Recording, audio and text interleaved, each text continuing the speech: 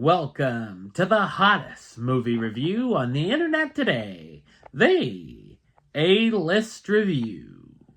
I'm your host, the Game Changer, Wes Troop, and it's time to go back to the theater. And it's the latest offering from the MCU, and our first time in a movie seeing Sam Wilson as Captain America. My review of the 2025 superhero film, Captain America, Brave New World, coming up now.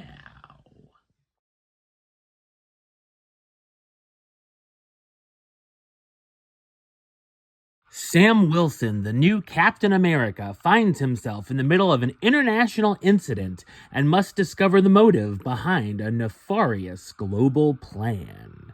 So what did I think of Captain America Brand New World? I thought it's a familiar and mediocre superhero film. It's directed by Julius Onah, who's also known for directing films such as The Girl Is in Trouble, That Awful Cloverfield Paradox, and Lucy. This is the 35th entry in the Marvel Cinematic Universe, and so many movies in, I can definitely say I'm feeling the superhero fatigue.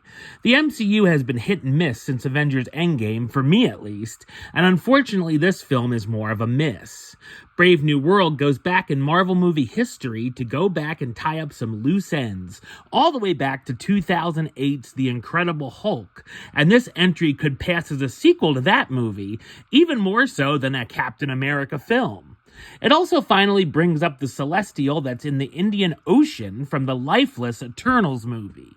It could also benefit you by watching the Falcon and Winter Soldier series on Disney Plus, as it throws in characters from that, but also if you're like me and don't want to do homework before going to see a movie, you can pick up on who they are.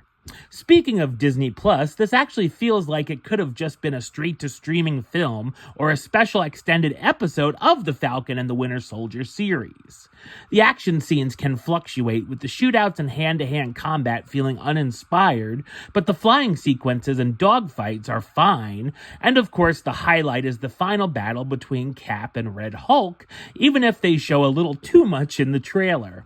It's trying to be another Captain America the Winter Soldier, one of my favorite entries in the whole Marvel universe, being a paranoid political thriller, but it comes off as a diet decaf version. The plot gives us the same kind of thing we've seen before, with a government conspiracy, and Sam Wilson and his sidekick, Joaquin Torres, going to places they're not supposed to find out answers to what's going on.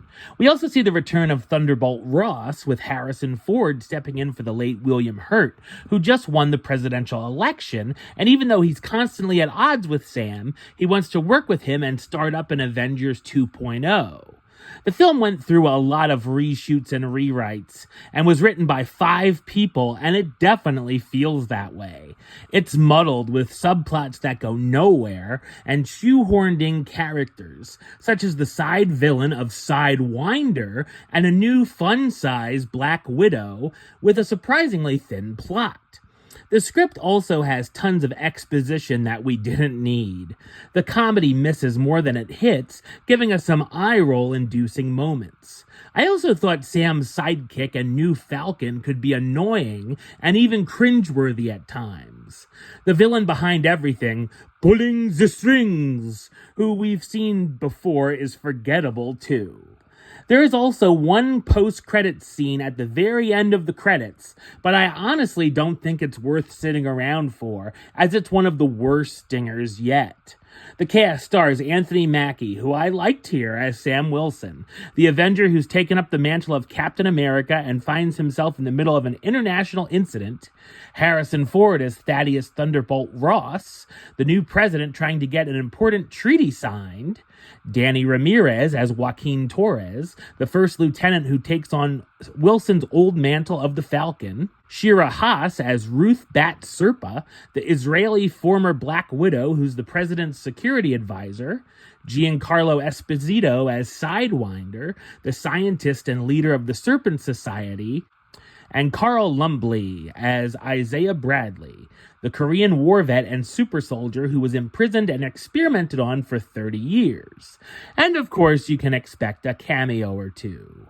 While Captain America Brave New World isn't the worst movie of the 35, it's on the lower end, and while the performances from Mackie and Ford are commendable, the story is bland and makes for a lackluster superhero outing. Number-wise, I'm going to give it a 5 out of 10, which gives it the A-list rating of meh. You know, it's okay. Alright, well that's the show. I'll be back with another review very soon. But until then, don't forget to like, comment, and subscribe right here on YouTube. YouTube.com/Westside515. Like the show on Facebook, Facebook.com/WestTruePaylist. And of course, you can follow me on the Instagram and Letterboxd @WesAList. Until next time, Troop out.